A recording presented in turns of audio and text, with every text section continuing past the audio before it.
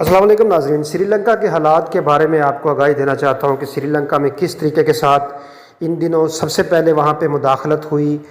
سازش ہوئی، اس کے بعد میں وہاں پہ عدم استحکام سیاسی آیا، اس کے بعد میں معاشی وہاں پہ ڈبیکل ہوا، معاشی عدم استحکام آیا، اور اس کے بعد ابھی وہاں پہ گلیوں میں، چوراہوں میں، سڑکوں میں، شہروں میں جلاؤ گھیراؤ کی سچویشن چل رہی ہے۔ اسی وجہ سے جو سری لنکا کے وزیر اعظم تھے، کل انہوں نے ریزائن کر دیا۔ ریزائن کرنے کے باوجود آج وزیر اعظم جو تھے سری لنکا کے، ان کے گھر کو بھی آگ لگا دی گئی، اور ایک منسٹر جو تھے سری لنکا میں،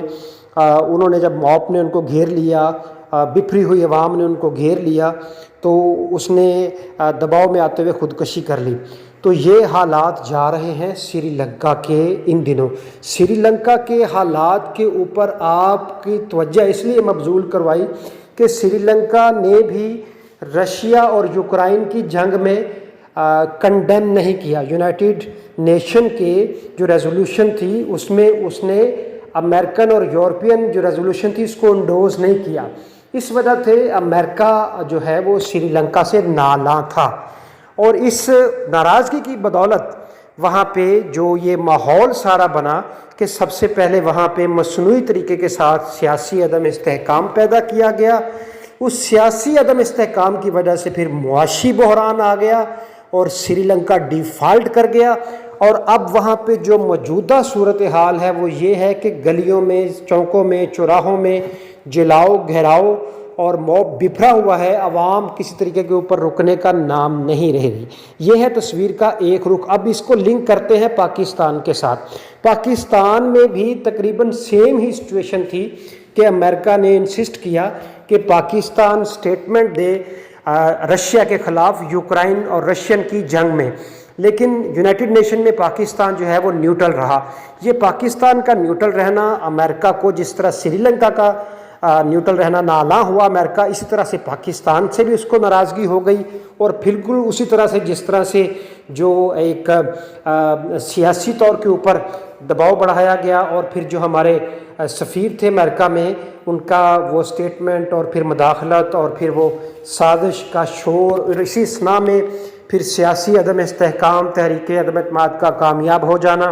پھر اس کے بعد میں ابھی عمران خان آئے روز جلسے کر رہے ہیں، مختلف شہروں میں احتجاج کی کیفیت ہے، معاشی طور کے اوپر ڈے بائی ڈے پاکستان نیچے جاتا جا رہا ہے، اور یہ ہم تیزی کے ساتھ خطرناک سچویشن میں داخل ہونے جا رہے ہیں۔ تو ہمارے جو ادارے ہیں، ہمارے جو تھنک ٹینک ہیں، ہماری جو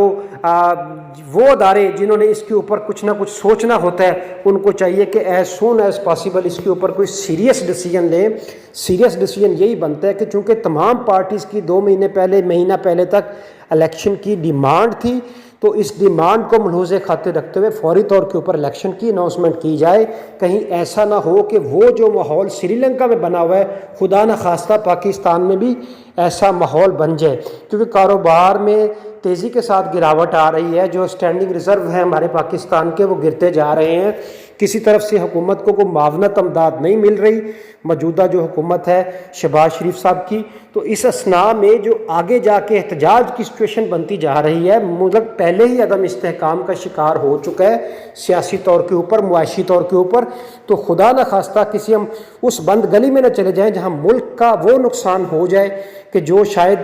دہائیاں لگے جس میں سے نکلتے ہوئے۔ تو جو بھی تھنک ٹینک ہے ہمارے، ان کو امیڈیٹ فیصلہ کرنے کی ضرورت ہے۔ دوسرے نمبر کے اوپر عمران خان صاحب جو ہے بڑی اگریسو کمپین میں جا رہے ہیں، اور ان کی جو روز کی جو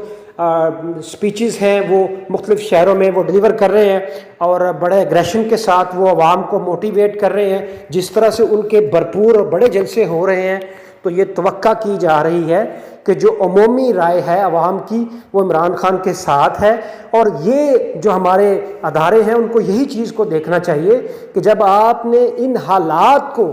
اگر آپ نے ٹیکل نہ کیا، حالانکہ آپ کی